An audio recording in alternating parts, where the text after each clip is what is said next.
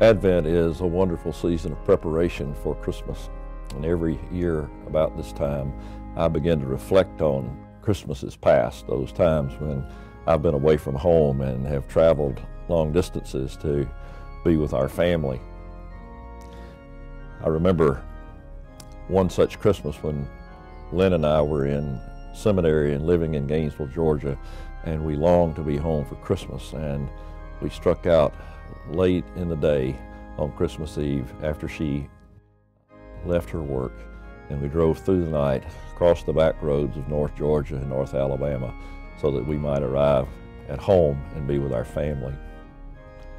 Recently I came across a story of another person who was a long way from home during the holiday season. She had moved in 1956 to New York City to pursue a career. She had received a job working for an airline company taking reservations. Her name was Harper Lee. She'd gone to New York City to pursue a writing career, but she discovered that her 9-to-5 job was prohibiting her from pursuing her dream. She'd made friends and they would socialize together. They would go out to plays and listen to music together. And when she was in New York City, the family would invite her for Christmas. On this particular Christmas, she went on Christmas Eve because she had that day off, and she also had Christmas Day off 2 days in a row to spend with her friends. She was melancholy because that's the way New York City was to a stranger at Christmas.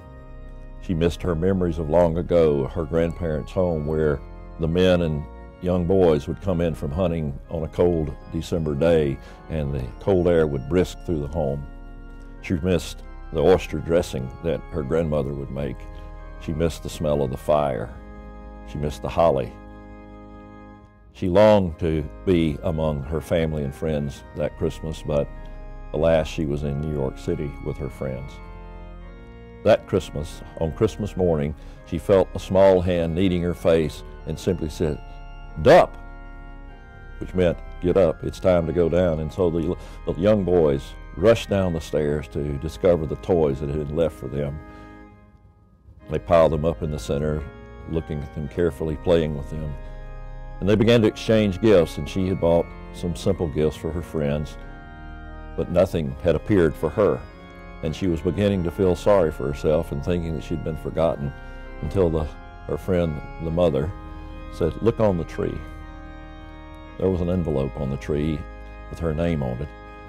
She gingerly opened the envelope. On the letter inside read these words: "Our gift to you this Christmas is a year spent with us in our home, away from your work, so that you can concentrate on your writing career."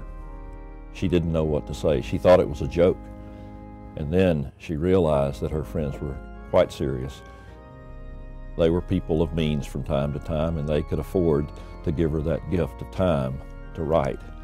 And during that year, Harper Lee wrote To Kill a Mockingbird, and you know the rest of the story. Christmas is often a nostalgic time when we remember what it is to go home.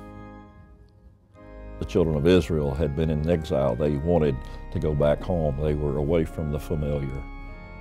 And in so many ways, the story of Jesus coming to earth is a story of that love that came down. Imagine if the love of a friend with a gift of a year to practice one's craft could be given.